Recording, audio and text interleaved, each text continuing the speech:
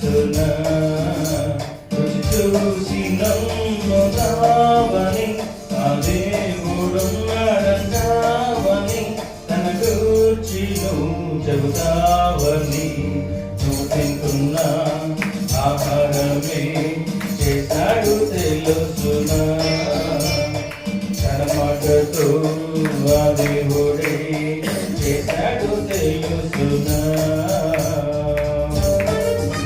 ప్రతిరోజు మనం తీసుకున్నటువంటి ఆహారం నిజమే తల్లి గర్భములోంచి బయటకు వచ్చిన దినము మొదలుకొని మరణించేంత వరకు శరీరానికి కావలసిన ఆహారాన్ని దేవాది దేవుడు ఎన్నో రుచులుగా మనకు అనుగ్రహింపజేస్తాడు.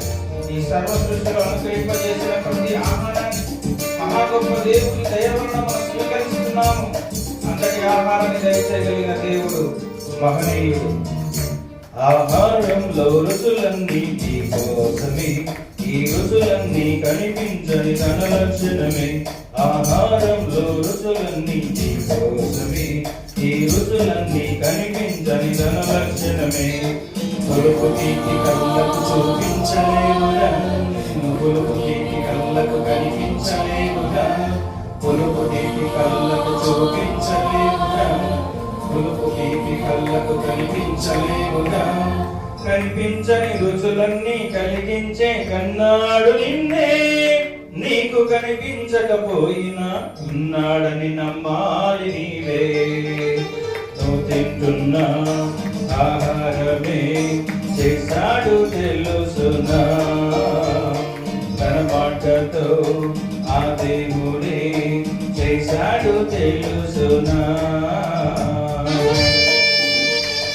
ఈ లోకానికి మనం ఏమి చేయలేదు.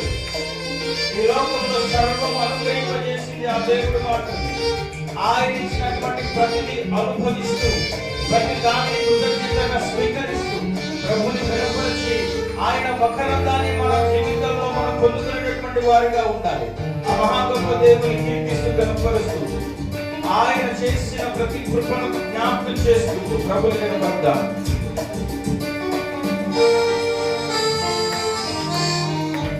ఈ లోకానికి నువ్వేమీ తెలియదుగా, నువ్వు వస్తావని ఆ దేవుడు చేశాడుగా.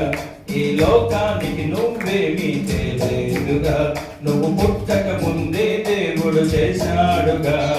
సృష్టిలోని ఉన్నవన్నీ చేయలేవుగా, నువ్వు చేయలేనివన్నీ అతడు చేశాడుగా.